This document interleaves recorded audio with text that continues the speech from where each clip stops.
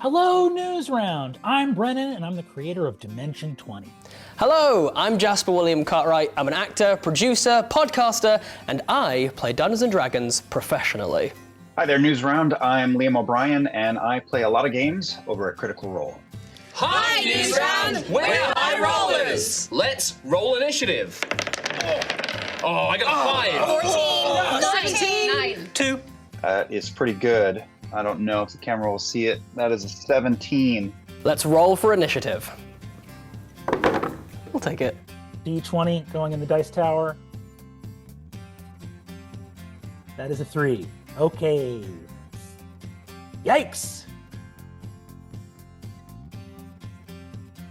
So Dungeons & Dragons is one of a number of tabletop games that lets you sit around a table, or these days sometimes over a computer connection with a group of your friends, and you are carving out a story together in the moment. And once in a while you roll one of these guys to see if a adventurous idea you have succeeds in that moment or fails in that moment, and those little series of rolls sort of push and pull the story along with your imagination. Dungeons & Dragons is a lot of things, but mostly it's about playing cool games with your friends. It's about collaborative storytelling. You have one guy that is the dungeon master that sets the stage for your cool characters, and then you roll some dice because you want to slice a sword at some goblins, and that dice will tell you whether you do it or not. So the game is played by all going on an adventure together in your own imagination, and the dice and the rules are there to create a feeling of chance and risk and danger, so that when you engage in ferocious combat or you leap from one level of a chasm to another, there is some risk that you may not succeed.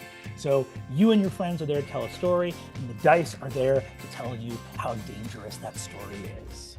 One of the best things about D&D is that every single session is a completely unique experience. It's not like playing a video game where you have to play the same levels over and over again. It's like if you're playing that video game, but you get to open all of the doors that sometimes are locked, or all of the areas that say you can't go here. With Dungeons & Dragons, you get to open all of those doors. What I like about D&D is telling a story together, and what brings me joy is asking my dungeon master a question that makes him frown, because I've asked him something that he's clearly not thought about, and I've just poked that little hole and he's got to make up something on the fly. I have been playing Dungeons & Dragons since I was 10 years old, which is 26 years ago. I've been playing Dungeons & Dragons for about 6 years now, and the reason I keep coming back every single week is because I love to feel like a hero, rolling big, cool dice and playing with my friends every week. How many dice do I have?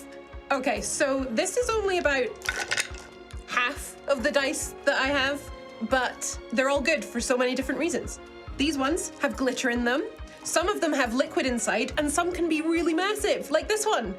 But you have to be careful not to dent your table when you roll it. So I have quite a few, and I've definitely got some strong favorites. These are some very fancy ones. I quite like these because I feel like they look a little bit like Doctor Strange's like runes or whatever. They've got some fun little kind of magical symbols on them. I have a lot of dice. I firmly believe you can't have too many dice, because sometimes if your dice aren't rolling very well, you need to put them in dice jail, which is kind of like saying, look, I'm not going to use you for a bit. I'm going to let you think about your actions while I try and use some other dice. These are all of my playing dice right here. I've had this bag since I was 10 years old. Right at the top, as a matter of fact, this is actually the first D20 I ever got. My brother got this for me. I have some criteria on which I judge dice. We're talking roll feel.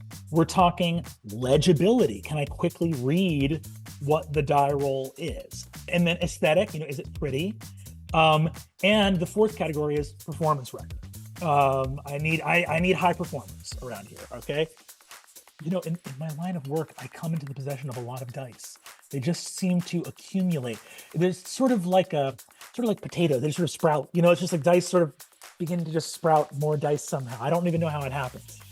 For the first campaign we did at CR, when I played as a sneaky half-elf who did his work with daggers, I got one of them here, had a number of these guys, I like them because they were sharp and they reminded me that I was fighting with daggers. And I would use these specifically. I had 3 of them lined up on the table. These were for luck. I had the ability to 3 times a day, if something didn't quite go my guy's way, I would get to re-roll and see if luck brought better things to me. So these sit on that shelf behind me and have a special place in my heart. The craziest, coolest thing I've ever experienced while playing Dungeons and Dragons is in our last campaign. I was playing a sentry who's like a giant transformer robot paladin warrior, and she was in a fight with another robot paladin warrior, and she launched a missile at it. That was fun. I think the standout, first thing to pop into my head is deciding to grab one of my adventuring friends and teleport inside the guts of a massive dragon with the intention to affix an unmovable object in its belly.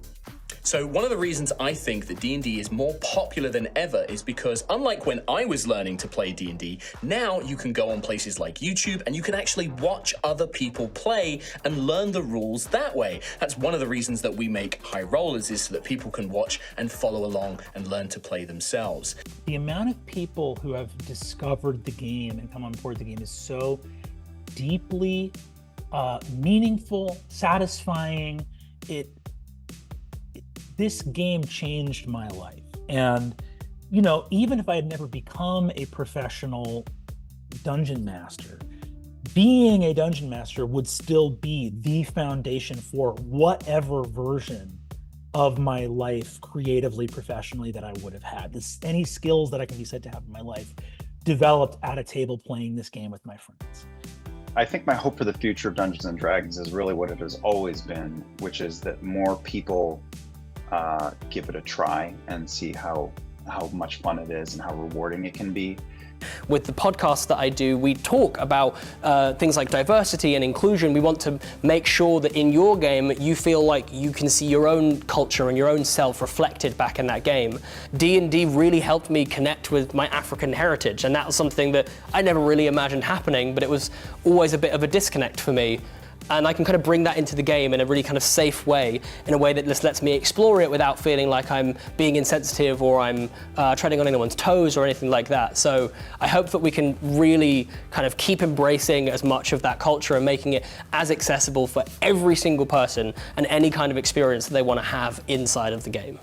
My ambitions for D&D in its next 50 years are very humble, which would just be that all the people that have yet to find a space at the table find it.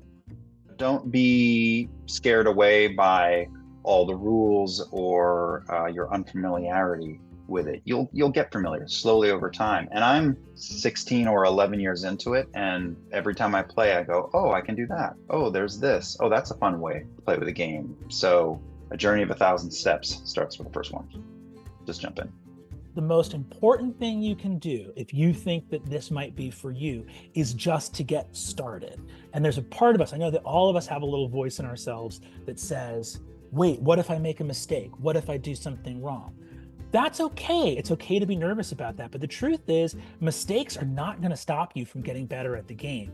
And nothing is going to teach you as fast as those first couple sessions where you're making a few more mistakes than you'll make even just a little bit down the line. So don't be afraid of making mistakes. Don't be afraid of getting a rule wrong. Don't be afraid of having your first story stumble to find its feet a little bit. The important thing is just to get started, have fun with your friends, and before you know it, all those things that seemed really intimidating, they'll become like second nature.